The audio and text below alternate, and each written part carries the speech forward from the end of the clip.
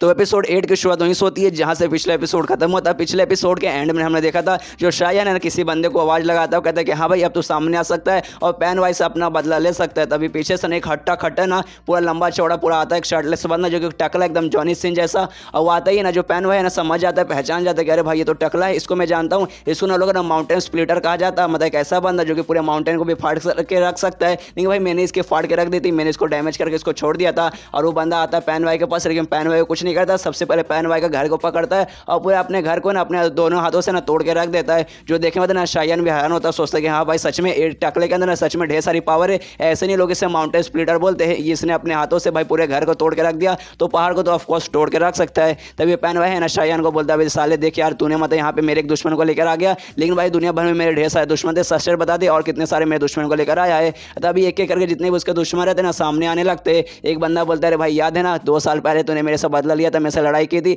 और मुझे डैमेज करके छोड़ दिया था, आज मैं अपना बदला तुझसे लेने आ गया हूँ। और एक दूसरा बंदा बोलता है कि हाँ भाई मेरे तेरे साथ कोई भी पर्सनल दुश्मनी नहीं, लेकिन मेरी दुश्मनी है ना तेरे साथ इसलिए क्योंकि भाई तूने ना हमारे प्रिंस को ना नुकसान पहुंचाया। एक रात तूने हमारे प्रिंस के घर में घुस गया और घुसने के बाद ना हमारे प्रिंस का जो तलवार था ना वो तू चोरी करके ले गया, तो आज मैं उसी का बदला लेने आया हूँ। और ऐसा करके ना ढेर सारे उसके दुश्मन वहाँ पे आ जाते हैं और सब लोग चिल्लाने लगते कि पैन भाई अब तू गएगा, अब तू बचेगा नहीं भाई, पैन भाई अब तेरी चटनी बनेगी, हम तेरी कह के लेंगे, तेरे साथ थ्रीसम करेंगे। और ये सब कुछ देखने बाद ना यहाँ पे पैन भाई भी चौंकता है, सोचता है भाई ऐसे कैसे भाई, ये जो भी मेरे दुश्मन है ना दुनिया भर में इधर उधर फैले हुए थे, उनमें से कई सारे ऐसे दुश्मन है जिनको मैंने पूरा डैमेज करके छोड़ दिया था, हाथ तोड़ के पैर तोड़ के पूरा मतलब डैमेज कर देता। लेकिन भाई वो लोग हैं ना अभी मेरे सामने हट्टे खट्टे खड़े हैं, भाई ऐसे कैसे। इसलिए शायन से पूछते भी है कि भाई ऐसे कैसे तू ये सबको यहाँ पे सही सलामत कैसे लेकर आ गया। तो ये सुनिए शायन बोले बस सिंपल सी भाई सिंपल सा जवाब था, तूने सबको चोट पहुंचाया था, सबको तूने ना चोट पहुंचा के छोड़ दिया था। मैंने अपना पावर यूज किया और सारे के सारे बंदों का मैंने चोट ठीक कर दिया। और ठीक करने के बाद ऑफकोर्स वो लोग मेरे के मतलब आती हो गए कि हाँ भाई आपने हमारा चोट ठीक किया, अब तो हमारे महाराज है। तो मैंने बोला कि हाँ भाई अगर मैं तुम्हारा महाराज हूँ तो मैं एक छोटा सा काम करो, जो तुम्हारा दुश्मन है ना पैन वाई जाके उसे खत्म करो। तो सब लोग आ गए, मैंने उन बंदे को पास गया जिनके तुम्हारे साथ पर्सनल दुश्मनी थी, मैंने उनको चोट वगैरह ठीक किया, उनको बोले जाके मारो, सब लोग तैयार हो गए। मैं वो बंदों के पास गया जिनके साथ तुम्हारी पर्सनल दुश्मनी नहीं थी, लेकिन उनके महाराज उनके दूसरे लोगों से रिलेटेड दुश्मनी थी, मैं उनके पास भी गया। और सारे जितने भी दुश्मन थे ना दुनिया भर में इधर से घूम के ना सारे के सारे में तुम्हारे दुश्मन को यहाँ पर लेकर आ गया। और यहाँ पे शायन के दिमाग में रहता है कि हाँ भाई जो पैन वाई है ना कोई नॉर्मल बंदा नहीं है, वो बल्कि उसको ऊपर वाले ने इस दुनिया में चूज किया है, तो भाई ऑफकोर्स वो स्ट्रॉन्ग रहेगा। लेकिन भाई मैंने ना काफी सारे स्ट्रॉन्ग बंदे को ऊपर से उनको ठीक करके यहाँ पे लाया है, और सबके सब है ना बहुत बड़े दुश्मन ने पाइवान के मदद सच में यार अगर ये सबके सामने अगर लड़ाई करेगा ना अकेला है ना वो सबके सामने टिक नहीं पाएगा, सबके सब मिलकर तो भाई उसे मार ही डालेंगे। इसको लड़ाई चालू हो जाती है, पैन वाई और उसके जितने भी दुश्मन है वो सबके बीच में लड़ाई चालू है। यहाँ पे जो पैन वाई है वो भी अपने दुश्मनों पर अटैक करा, जितने भी दुश्मन है वो भी मिलकर उस पर हमला करे, जिसके साथ है ना मतलब दोनों बंदा काफी ज्यादा डैमेज हो रहे हैं, उसके जो दुश्मन है वो भी डैमेज हो रहे हैं और जो पैन वाई है वो भी काफी ज्यादा डैमेज हो रहा है। और यहाँ पे शायन भी देखते वो भी नोटिस करता है कि हाँ भाई जो पैन वाई है ना धीरे धीरे वीक पड़ रहा है, वो मतलब अभी एक साथ है ना 2 बंदों से भी लड़ नहीं सकता, इतना वो वीक पहुंच रहा है। ऊपर से सामने वाले ना 1-2 बंदे नहीं है,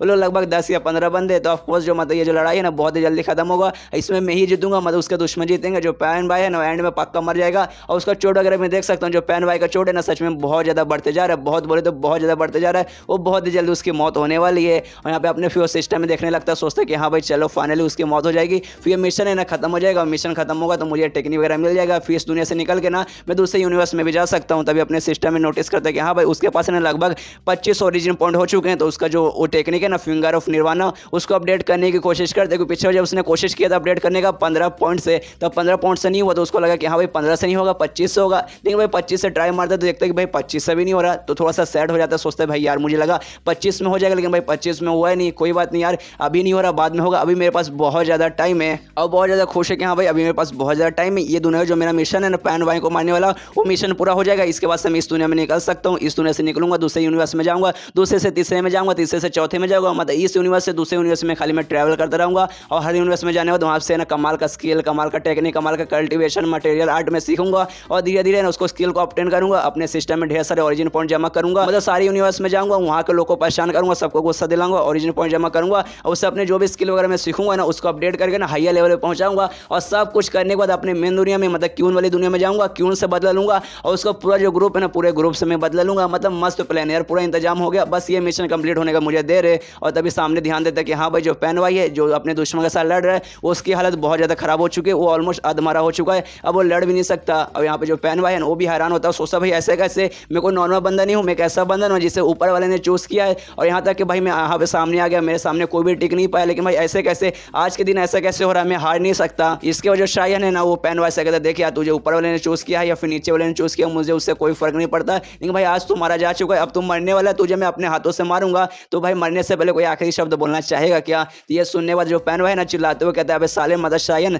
साले तेरी माँ का अगर हिम्मत है ना, अगर तूने बाप का दूध पिया तो मेरे सामने 1 to 1 है ना, मेरे साथ फाइट कर। ये सुनने बाद शायन बोलता है, अबे साले इतना जल्दी पलट रहा है, पहले बोलता था कि हाँ भाई एक साथ 10 बंदे को लेकर आओ, 50 बंदे को लेकर आओ, मैं सबका मुकाबला करूंगा, तो मैंने तेरी इच्छा पूरी किया, एक साथ मैंने ढेर सारे बंदे को लेकर आ गया, लेकिन भाई अब तो बोरा अकेले आकर लड़ाई कर, भाई तो सच में एक नंबर का दोगला बंदा है यार। पहले बोलता कि हाँ 50 लाओ, बाद में बोलता कि 1 लाओ, कोई बात नहीं, अब तेरी आखिरी मौका है, मैंने बोला था आखिरी शब्द जो बोलना है जो बोल दे, लेकिन तूने बोल भी दिया, तो अब तुझे मरने का समय आ चुका है, अब मैं तेरे छाती के आर पार मतलब तलवार करूंगा। लेकिन यहाँ पे ना अभी उसके अंदर जान बाकी है, पैन भाई के अंदर अभी भी जान बाकी है, जिस कारण है शायन के भी थोड़ी सी फटती है, और सारे बंदों को बोल रहे भाई ये बंदे के अंदर अभी भी जान है, काम करो इसका हाथ वगैरह पकड़ो, मैं तलवार तभी इसके छाती के आर पार करूंगा और मारूंगा। उसको सब लोग आके पैन भाई का हाथ पैर पकड़ते और शायन उसके छाती के आर पार सीधे तलवार मतलब मार देता है, और फाइनली उसे वहीं पे जान से मार डालता है। और जैसे वो बंदा मरता है, आसमान के अंदर ना पूरा बिजली वगैरह कड़कने लगता है, और ये शायन भी आसमान की तरफ देखता है, सोचता है कि हाँ भाई सच में जो पैन भाई बंदा था ना, कोई नॉर्मल बंदा नहीं था, उसको सच में ऊपर वाले ने चूज किया था, क्योंकि भाई तुम खुद देख सकते हो इसके मरने के बाद ऊपर वाला खुद गुस्सा हो के ना पूरा बिजली वाला कड़का रहा है, लेकिन अपने को क्या भाई अपने को मिशन मिला था इसको मारने का,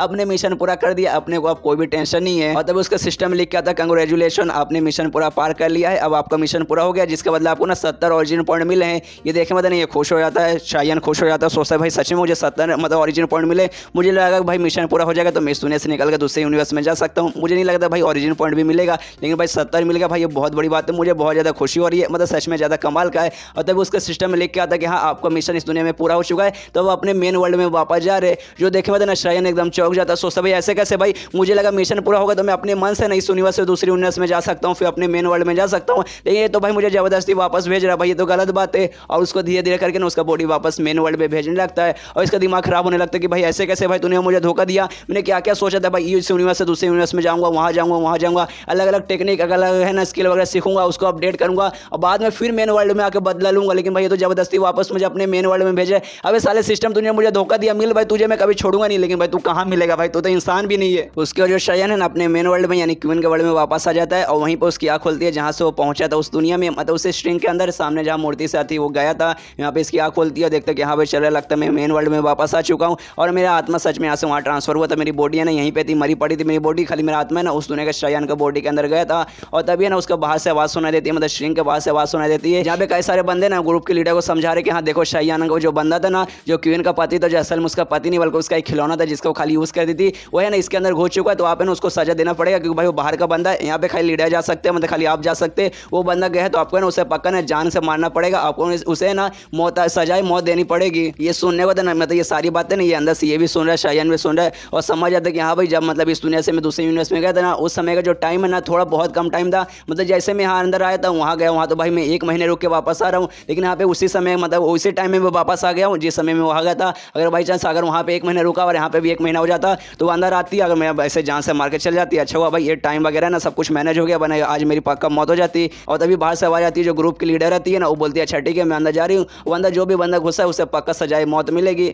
इससे तो अंदर एंट्री मारने के लिए आ जाती है। ये सारी बातें ना शायन भी सुनता है, सोचता है कि हाँ भाई लगता है ना कोई बंदा आ रहा है, और जिस हिसाब से मैंने बातें सुनी ना ऐसा लगता है जो ग्रुप का लीडर है ना वहीं पे आ रहा है, जो कि असल में एक फीमेल है, तो थोड़ा सा डरने लगता है कि अरे भाई ग्रुप की लीडर है ना यहाँ पे आ रही है, और मैंने सुना इसके अंदर आने का सजाए मौत मिलती है, तो भाई यार ऑफकोर्स मुझे सजाए मौत मिल जाएगी, लेकिन भाई मैं यहाँ से बच के निकलूँ कैसे, ऊपर से ग्रुप की लीडर तो सबसे स्ट्रॉन्गेस्ट वही रहेगी, तो भाई मैं उसके खिलाफ साथ है ना लड़ भी नहीं सकता, मेरे पास उतनी पावर भी नहीं है। तभी उसका ध्यान जाता है जो मूर्ति टूटा है, मतलब जो मूर्ति फ्रेगमेंट था जिसके जरिए दूसरे यूनिवर्स में गया था वो भाई टूट चुका है, और मूर्ति और किसी का नहीं बल्कि एक इंसेक्टर के थी, मतलब एक ऐसी औरत का था जो पहले इस ग्रुप के लीडर थी, तो उसके दिमाग में आता कि हाँ भाई ये जो मतलब औरत जिसका मूर्ति है ना इसका मैं यूज़ कर सकता हूँ, और ये मूर्ति ना किसी ऐसे वैसे लीडर का नहीं था बल्कि जो ग्रुप के सबसे पहले लीडर थी ना यूज़ का था, तो भाई इसका नाम यूज़ करके ना मैं मतलब किसी तरीके से यहाँ से बच सकता हूँ। और यहाँ पे इसको याद आता है कि हाँ भाई करंटली जो ग्रुप के लीडर है मैंने सुना वो बीमार है, उसको ना थोड़ी सी ऐसे तकलीफ हो रही है, तो उसको मैंने ठीक करके ना किसी तरीके से मतलब उसके दिमाग में कमाल का प्लान आता है, वो कौन सा प्लान है हमें आगे मालूम चलेगा। और तभी ना यहाँ पे वो छुप जाता है, और तभी जो ग्रुप की लीडर रहती है ना वो अंदर एंट्री मारती है, और एंट्री मारने के बाद कहती है कि हाँ साले कौन है, कौन इसके अंदर है बिना मेरे परमिशन के आ गया है,